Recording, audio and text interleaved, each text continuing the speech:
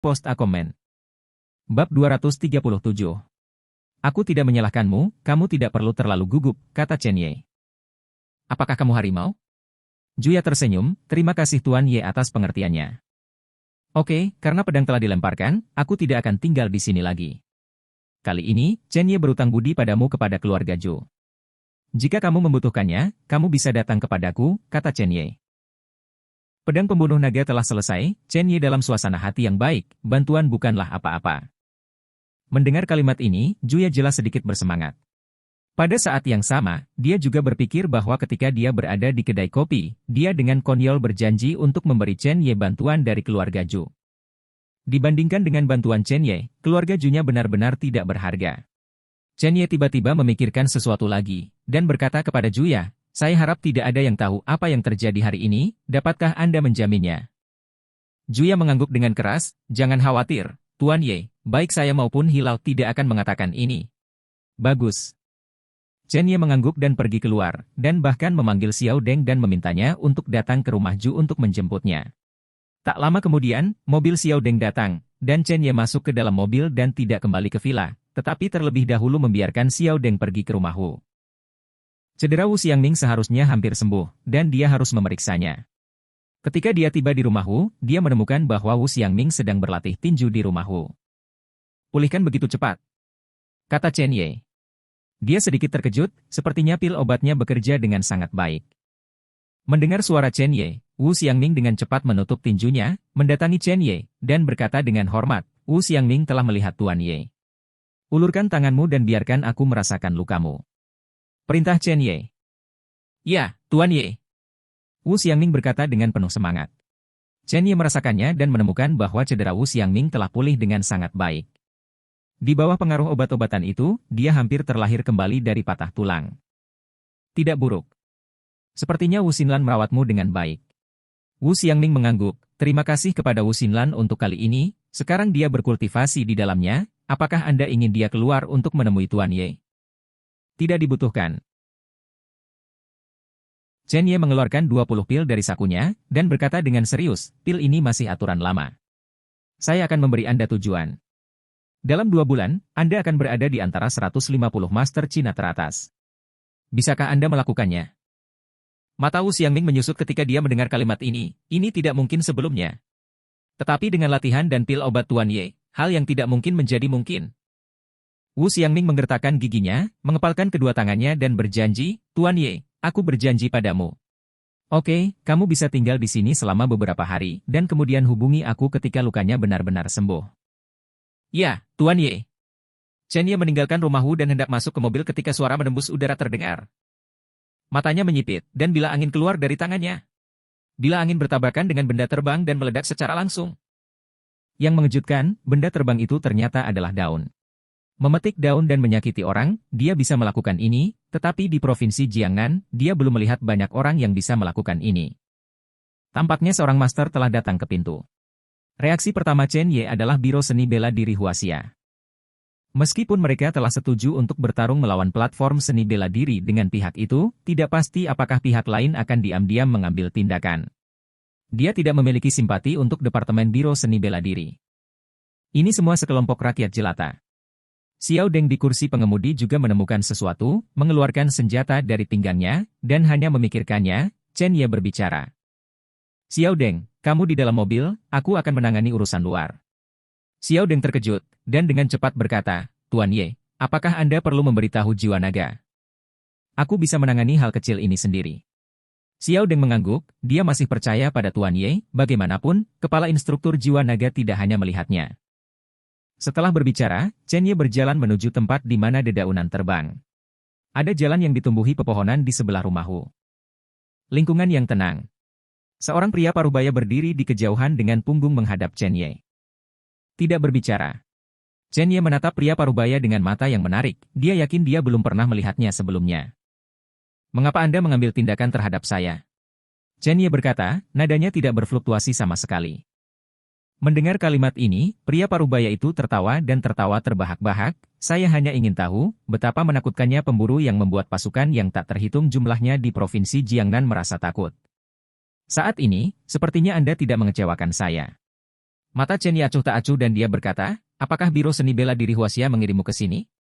Pria parubaya itu menggelengkan kepalanya dan masih membelakangi Chen Ye. Jika saya dikirim oleh Biro Seni Bela Diri Huaxia, apakah Anda pikir saya masih memiliki kesabaran untuk berbicara dengan Anda sekarang? Namun, kamu tidak boleh bertahan selama 2 hari. Kekuatan Fang Zongxin jauh lebih unggul darimu. Ini bukan alarm, tetapi ini adalah fakta yang sebenarnya. Chen Ye, aku akui bahwa kamu sangat kuat, dan kekuatanmu jauh melebihi generasi muda di Provinsi Jiangnan, tetapi kamu tidak tahu bagaimana menahan diri, kamu terlalu sombong. Arogan, sangat arogan. Saya telah melihat terlalu banyak keberadaan seperti Anda, dan hanya ada satu tujuan akhir, dan itu adalah mati sebelum waktunya. Sejak zaman kuno, tentara arogan harus dikalahkan. Suara pria parubaya itu agak dingin. Sudah berakhir. Chen Ye berkata, jika kamu di sini untuk berbicara omong kosong padaku, sebelum aku tidak ingin membunuhmu, keluarlah. Semakin jauh kamu pergi, semakin baik. Kamu, pria parubaya itu berbalik, mengenakan topeng hitam di wajahnya. Maskernya menjijikkan. Tidak ada yang tahu wajah seperti apa yang ada di balik topeng itu. Mata Chen Ye menyipit, dan dia memperhatikan bahwa pria parubaya itu memegang panah di tangannya. Pola pada anak panah adalah pelum darah.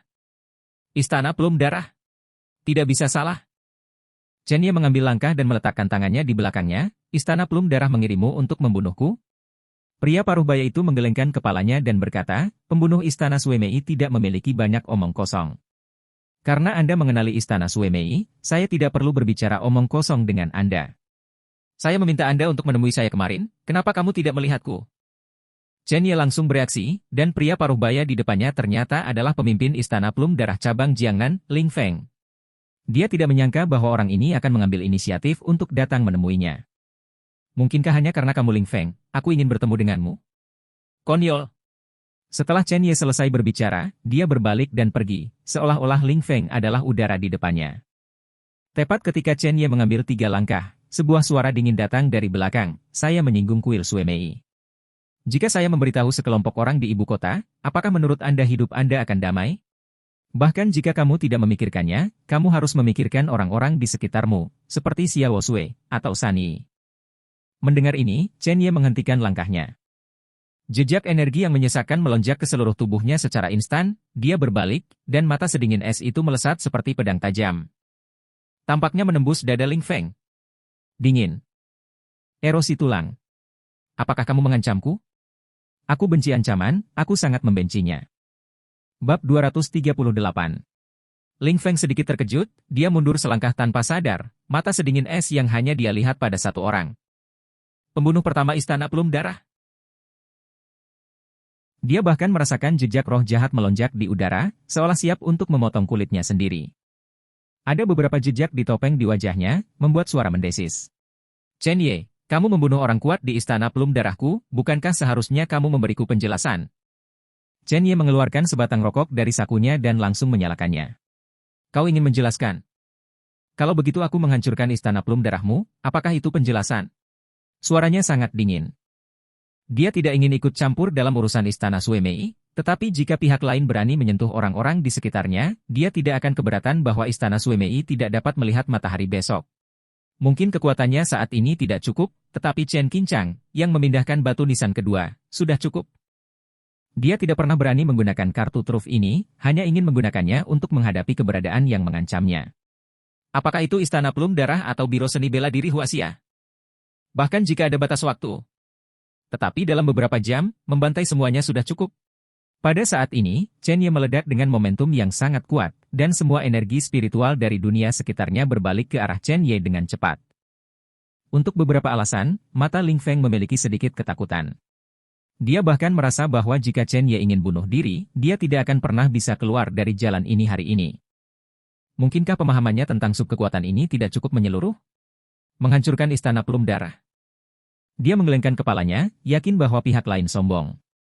Sekelompok orang di ibu kota Istana Suemei tidak begitu mudah untuk dihadapi, bahkan Jiang Jianfeng, yang ke-9 di peringkat Grand Master Huaxia, tidak dapat membantu Istana Suemei. Tepat ketika dia akan berbicara, dia menemukan bahwa Chen Ye bergegas ke arahnya dengan cepat. Orang ini benar-benar melakukannya tanpa mengucapkan sepatah kata pun. Angin mengamuk, dan bayangan telapak tangan muncul. Pukul dia langsung di dada. Yang terkuat adalah panah. Tetapi ketika pukulannya keras, tidak banyak orang yang bisa menekannya. Dia melangkah mundur, dan pada saat yang sama meninju bayangan tinju. Bang! Dua gelombang udara yang sangat kuat melesat ke segala arah. Ling Feng dan Chen Ye mundur satu demi satu. Tampaknya kekuatannya seimbang, tetapi hanya Ling Feng yang tahu bahwa lengan kanannya memiliki mati rasa yang sangat kuat. Apakah tinju anak ini terbuat dari besi? Kekuatannya sangat menakutkan. Apa-apaan? Sebelum dia bisa bereaksi, Chen Ye bergegas lagi, mengubah tinjunya menjadi cakar, dan meraih bahunya dengan keras. Dia bahkan memperhatikan bahwa 5 jari Chen Ye sepertinya merobek udara. 5 aliran udara melonjak. Apa-apaan monster ini? Tidak peduli tentang segalanya, anak panah di tangan Ling Feng meluncur ke arah 5 jari Chen Ye. Detik berikutnya, dia benar-benar dipegang oleh Chen Ye. Anak panah tajam menembus tangan Chen Ye. Jejak darah merembes keluar. Chen Ye sedikit terkejut, meliriknya, dan menemukan bahwa itu adalah roh. Sementara Chen Ye linglung, tinju Ling Feng memukul Chen Ye seperti bola meriam. Angin tinju melolong, sangat menakutkan. Chen Ye dengan cepat mundur. Untuk menjauhkan diri dari Chen Ye, Ling Feng melangkah mundur tiba-tiba. Ketika dia berada lebih dari 10 meter, dia hanya ingin menembakkan anak panah, tetapi menemukan bahwa Chen Ye telah pergi. Mati! Sebuah teriakan marah terdengar. Saya melihat tinju Chen Ye Hua sebagai cakar, dan membantingnya. Ling Feng benar-benar gila. Berbalik ke samping, 5 jari Chen Ye dengan kuat tertekuk di pohon raksasa. Air mata. Sebuah tangisan. Pohon raksasa itu meledak. Melihat bahwa Chen Ye akan bergegas lagi, Ling Feng buru-buru berkata, tunggu sebentar, mari kita buat kesepakatan, selama Anda menangkap langkah saya berjanji, keluhan antara Anda dan Istana Plum Darah akan dihapuskan. Chen Ye berhenti.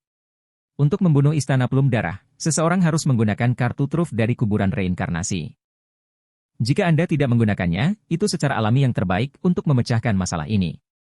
Dia selalu merasa bahwa bahaya tidak aktif di kedalaman, dan itu adalah pilihan yang paling tepat untuk menggunakan Chen Qingchang untuk menghadapi bahaya itu. Chen Ye, jika kamu tidak menangkap anak panah ini, bagaimana kalau bergabung dengan Istana Plum Darahku? Ini adalah alasan utama mengapa Ling Feng datang ke Chen Ye. Dia menyukai pembunuhan dan ketidakpedulian pada Chen Ye. Orang seperti itu terlahir begitu saja untuk mati. Jika dia menjadi pembunuh Istana Plum Darah, Chen Ye pasti akan mampu menggoyahkan pembunuh pertama Istana Plum Darah di ibu kota. Chen Ye ragu-ragu selama beberapa detik dan berkata, aku bisa menjanjikanmu, tetapi jika aku menangkap benda itu milikku, kamu tidak punya hak untuk menolak. Ling Feng terkejut, dia memiliki 2 anak panah seperti itu, meskipun itu berharga dan langka. Tapi bertaruh pada Chen Ye dengan ini sepadan. Baik. Kata-kata jatuh. Ling Feng mencibir, energinya tersapu, dan panah di tangannya melesat. Jangan beri Chen Ye kesempatan untuk bereaksi. Anak panah itu merobek udara dan memotong langit, dan gelombang udara di sekitarnya terus menyebar. Medan magnet menjadi lebih ganas, dan di bagian belakang, anak panah bergesekan dengan udara, menghasilkan percikan merah-merah. Paksaan yang menakutkan tampaknya mengembun pada satu titik, dan tiba-tiba datang ke Chen Ye. Chen Ye tidak berani ceroboh sama sekali, dia menginjak tanah. Dinding udara tiba-tiba terbentuk. Ketika anak panah menyentuh dinding udara benar-benar retak. Tidak bisa menghentikannya sama sekali. Sangat kuat. Jika bukan karena persiapan sebelumnya, Chen Ye bisa yakin bahwa anak panah itu pasti akan menyakitinya. Chen Ye menjalankan 9 surga Suanyang Jue. Ki sejati dan Tian mengalir keluar dari lengannya. Energi yang menyesakan dan energi yang menyebalkan di seluruh tubuh mengembun, seolah-olah mereka telah menjadi 2 bayangan naga. Satu merah dan satu putih, melilit lengan. Merusak. Chen Ye meraung, dan Long Ying menancapkan panahnya. Pelan-pelan. Pada saat yang sama, Chen Ye menggenggam panah dengan 5 jarinya, dan semua energi sejatinya dibombardir. Dengan suara, bang, tanah di bawah kaki Chen Ye benar-benar hancur. Itu juga membentuk lubang sedalam 1 meter penuh. Mengerikan. Kerikil yang tak terhitung jumlahnya retak, asap mengepul. Ekspresi Ling Feng berubah, dan dia tidak tahu apa yang terjadi di dalam. Anak panahnya tidak pernah sia-sia, dan tidak ada yang selamat. Dia tidak berpikir Chen Ye bisa menangkapnya. Dia bahkan membunuh Chen Ye demi tangan yang baik, tetapi pukulan ini sengaja meleset dari titik vital Chen Ye. Tapi sekarang, asap dan debu memenuhi udara, dan tidak ada gerakan sama sekali. Anak itu tidak akan mati. Sial, meskipun dia mengancam Chen Ye, itu tidak berarti dia ingin membunuh Chen Ye. Sedikit demi sedikit, asapnya menghilang. Di lubang yang dalam, dia melihat sosok. Sosok itu berangsur-angsur menjadi jelas, dan saya melihat Chen Ye memegang anak panah di tangannya, tidak bergerak, memancarkan sedikit rasa dingin di sekujur tubuhnya. Ling Feng menatap tangan Chen Ye. Ditemukan bahwa tidak ada setetes darah pun di tangan lawan.